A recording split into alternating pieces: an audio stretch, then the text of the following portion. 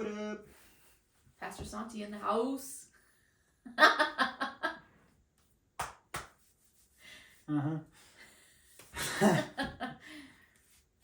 right, getting used to that. That's gonna take some getting used to. So this is just kind of an updated video, kind of an update on where we're at, what's going on, and just kind of how things have been after the whole last week and kind of got into this week.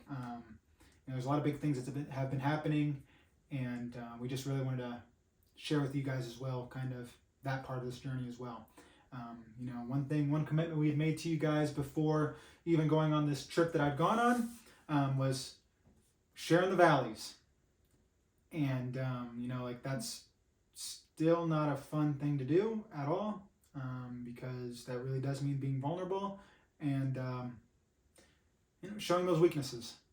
But I think it's really important, and Gio thinks it's really important too, to show you guys those things. Like, I think of how many stories I read last week in the Bible of these different men, and just being able to see their valleys, and even seeing how deep some of their valleys went, really just impacted me so immensely that I'm like, how can we sit here and not share those same valleys that are in our own lives? Like, if we want to be an encouragement to you guys, and if we want to be a witness to others, like, it really does mean sharing those valleys, even if they're deep valleys. And man, they feel deep sometimes, and it doesn't feel clear, and it doesn't feel cool, and it's not nice, and there's a lot of anger and frustration and just lamenting to God of like, what is going on? What's your plan? How can these things be good? So basically once, after I got back home and we kind of, did our whole Saturday night, which was awesome. It was just nice being together and just having some time to be back together. Not seeing each other for a week. It was, it was awesome to be able to just enjoy each other's comfort, for a time there. So then we were excited about, Sunday morning going to church and Easter Sunday. Yeah, Easter service. Yeah. But one thing we were both kind of wondering was like, okay, so like, what are next steps? Yeah. You're going to be a pastor, so what does that look like? What are the next steps that I need to take to kind of, get this ball rolling? Because if any of you guys know me, let's go, let's roll it, let's keep on moving.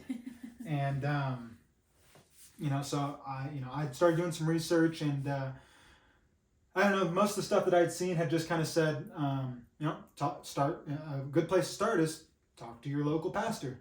So I was like, all right, well, as soon as service is over tomorrow, like, we'll talk to our pastor and kind of see, like, maybe whatever, see what kind of suggestions he might have, or some direction, or just something. Trying to find some direction and guidance of like, next steps. Here's some tools, or here's some resources, here's your next, here could be next steps for you.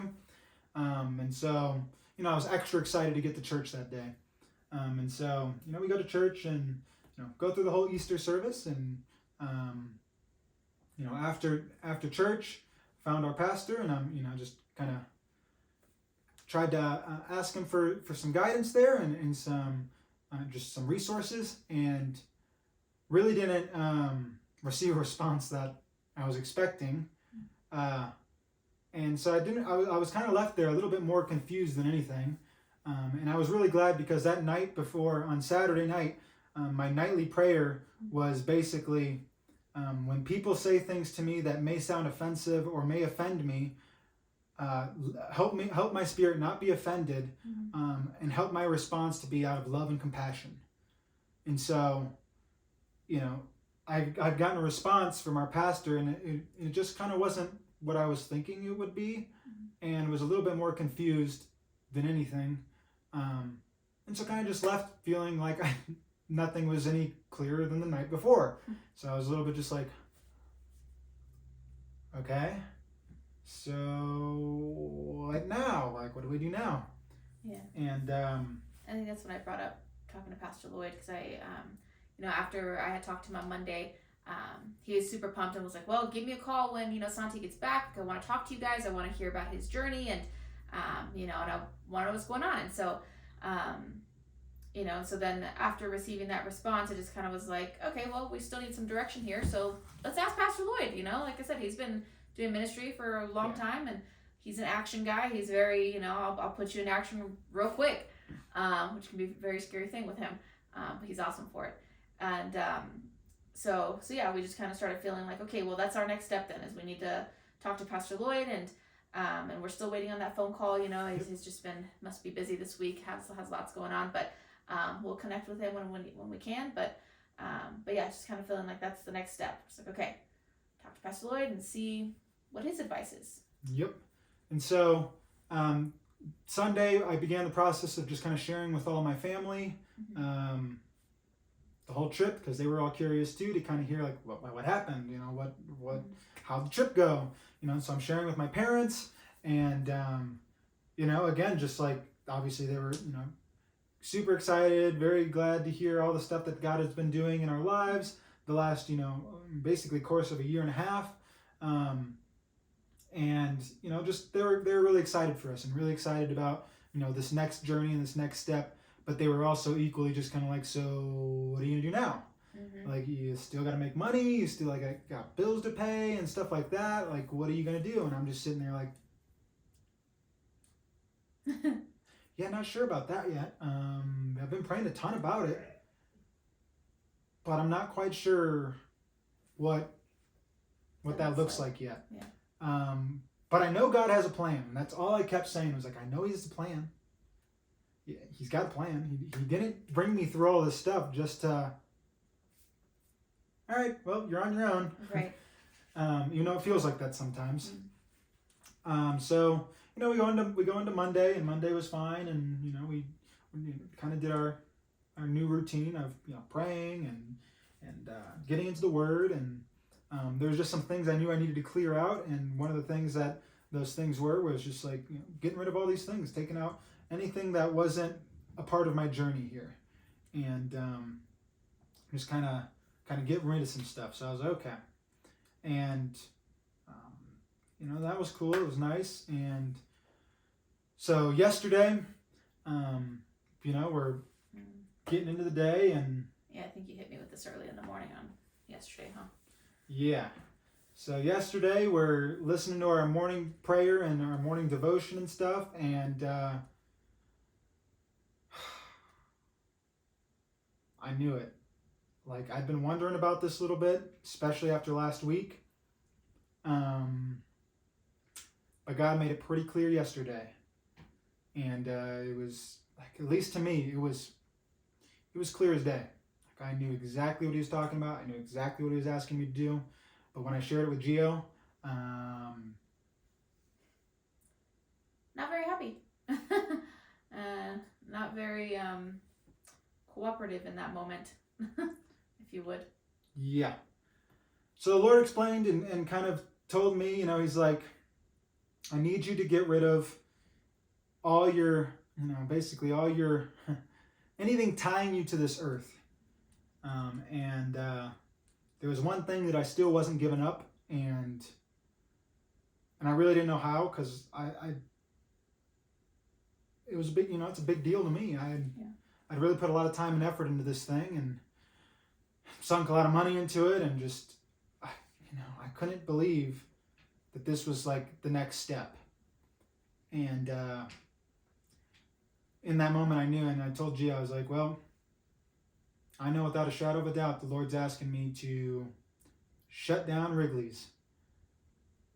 And I just felt so upset and angry, and just like, how could this be?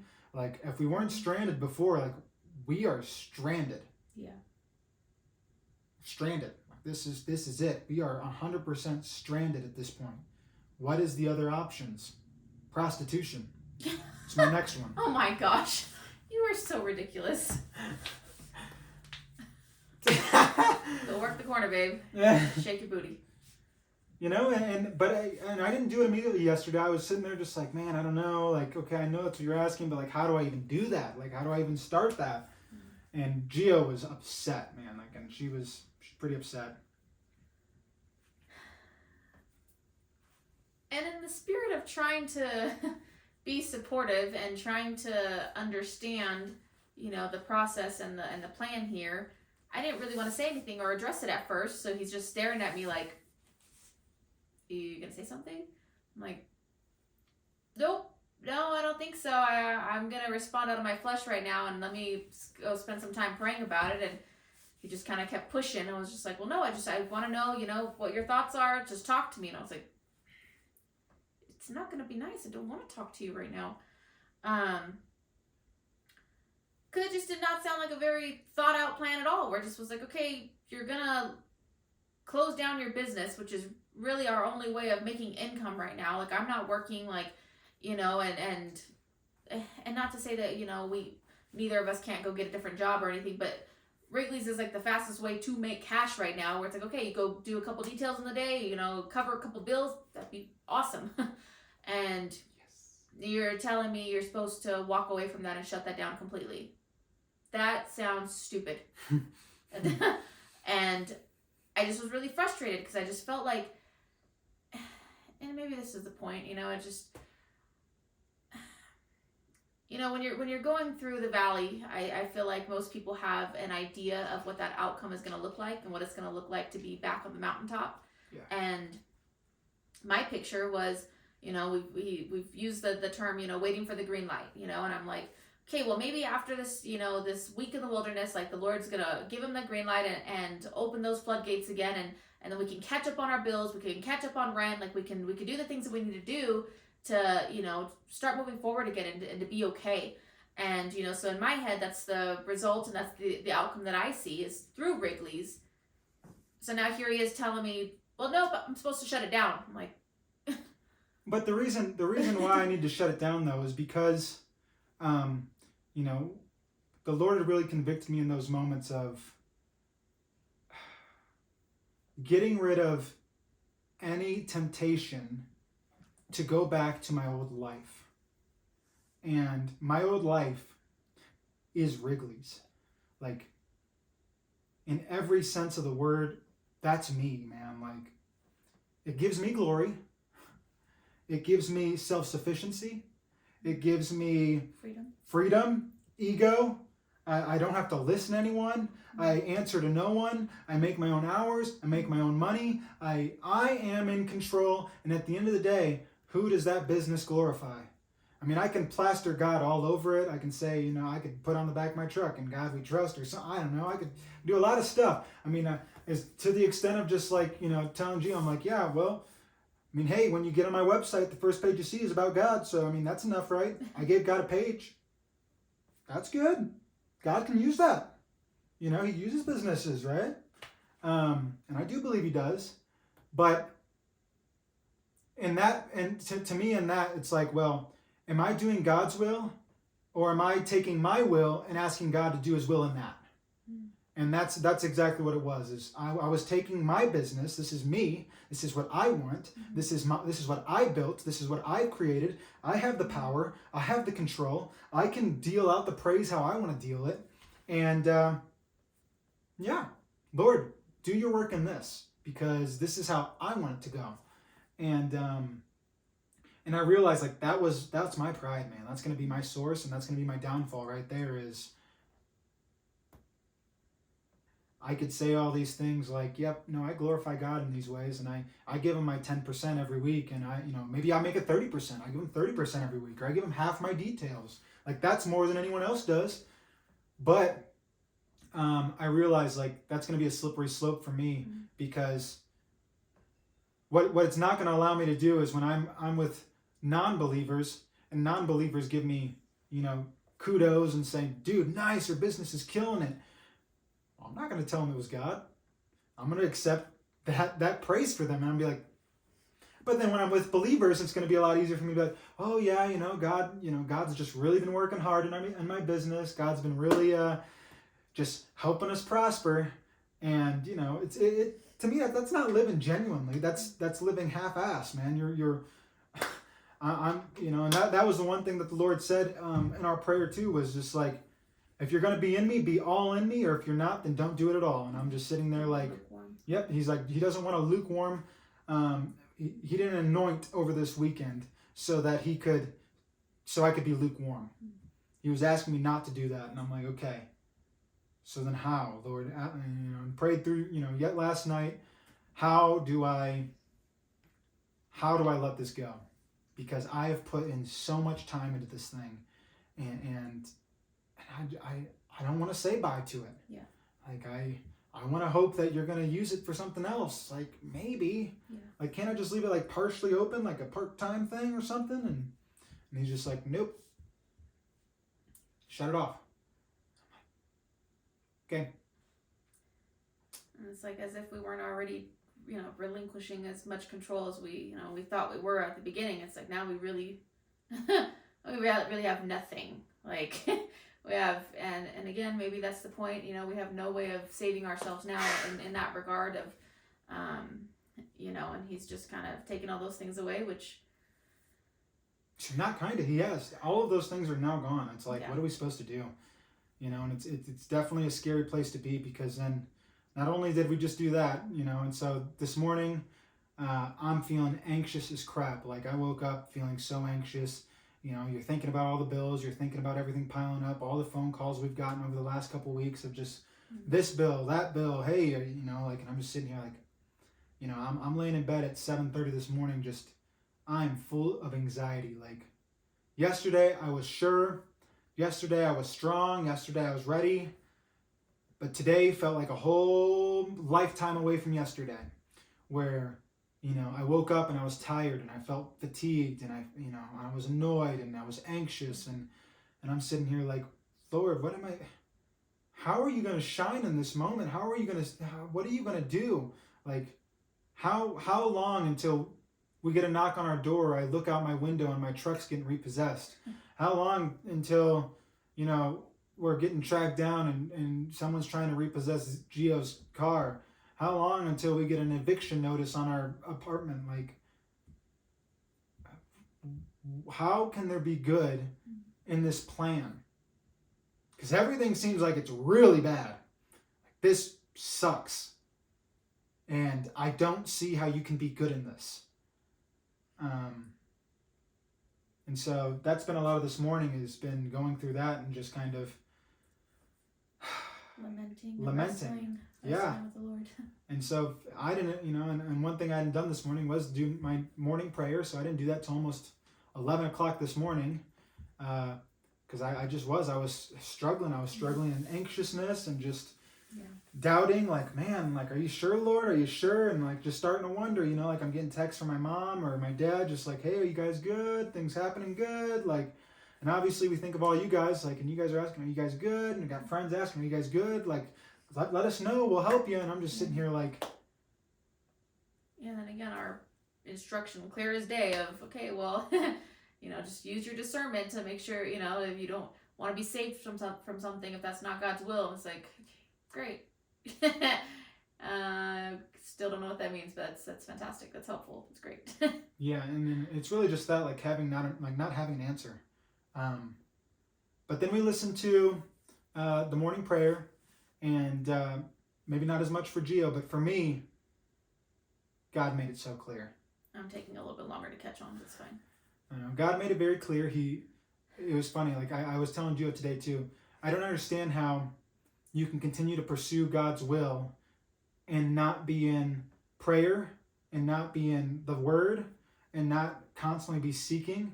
Because if you're not constantly seeking or constantly in the Word or constantly praying, like, man, you're going to miss a lot. Yeah. And that's something I've really realized is, like, you are going to miss a lot. If I had not taken that time to listen to that prayer this morning, even at 11 o'clock, I would have missed it.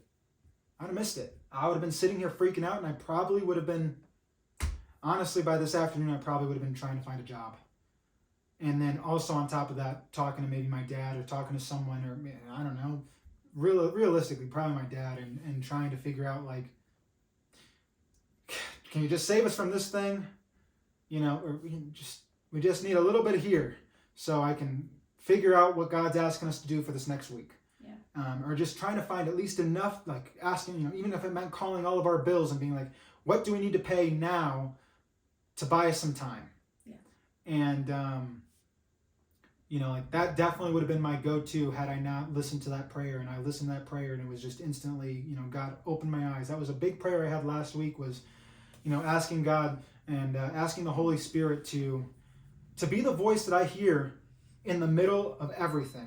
When everything's hard and everything's going wrong, just realizing like, God, please just let me hear your voice above all other voices. Let me hear your voice even when I don't understand why this thing seems like it's happening, or why we're going through such a hard time, or why there's not an answer, or why it feels like the solution is nowhere to be found. And I'm sitting here and we're talking, we keep talking like, okay, so what? We talked to Pastor Lloyd and he gives me an answer of like what I can do next, but what about bills? What about everything else? Yeah. And still feeling uneasy about those things where it's like, yeah, I mean, there's not a clear answer at this moment.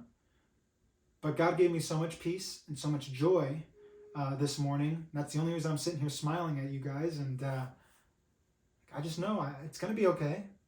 I know that He's going to bring us through. And I just can't wait to share that victory with you guys. And it does. It feels like, man, this valley is deep.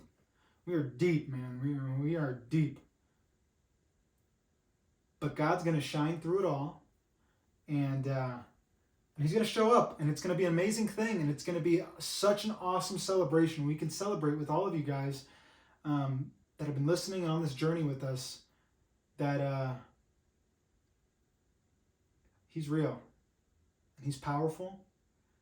And He doesn't make a mistake. He's not a cruel God. That was one thing I kept telling Gio. I was like, He's not cruel. He's not some jerk. He's not some guy, with a magnifying glass and we're all his little ants and he's just having fun destroying everything we have. Like, no. I believe we serve a very loving, gracious God who He may allow us to feel this hurt and this pain, but in the end, it's going to be for His glory, and it's going to be an amazing, amazing feat when we get there. Yeah.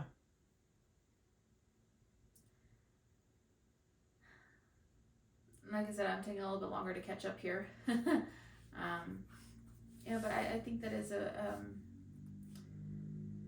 just a huge testament to how much you've grown in this past week in terms of just being able to see, the Holy Spirit really fill you up with that joy and fill you with that peace. And, 'cause a couple weeks ago, I don't feel like you'd be right here, or you would have been in this spot of responding to the things that, that have been going on this week the way that you are. And so that's definitely the Spirit in you. And sometimes I want to strangle Him for it, but it's fine. He's, smiling at me and laughing and like, it's going to be fine. It's growing. Everything's great. And I'm like, growing pains. It's growing pains. Okay. Well, I'm glad you're jumping for joy. I'm just feel like I just want to go back to go to sleep and not think about it because that's,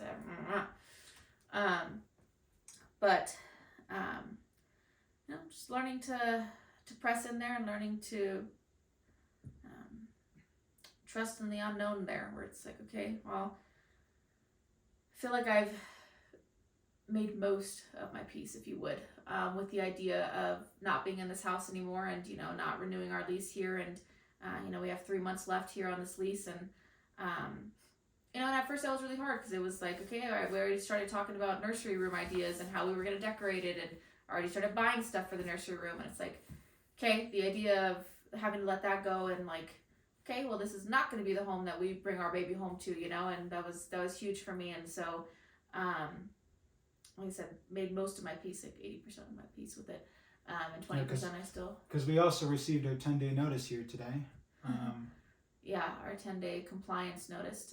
We have 10 days to pay our rent, or we are, we got to be out of here in 10 days. So that's fun, and kind of figuring out what that looks like, and. But realizing that God's got a plan in those things, because there's things that we for sure would not do. Like, if it was left to us, like, we would stay in this house, and who knows, God has a bigger plan in that. We don't know what that plan may be or could look like, but I know if it was left up to us, like, the idea of packing up, moving again, like, especially with baby and heck no, like, I don't want to do that. We would sign the renewal lease tomorrow if we could. Yeah, but but now realizing like, okay, well maybe that's part of God's plan too, is like ensuring that we don't stay here again another year, which sucks. It brings up a lot of questions of, okay, well, where do we go? Yep. But then realizing too, like that he's ensuring it too, where it's like, okay, with that 10-day, it's like, yeah, I think our chances of getting renewed here probably pretty low. Yeah. But realizing like there's a bigger plan in the works, we're gonna be okay, and to keep faith alive, keep hoping and praying in faith, and knowing that God is God, and He's good. We're along for the journey. Along for the journey. I love you. I love you too.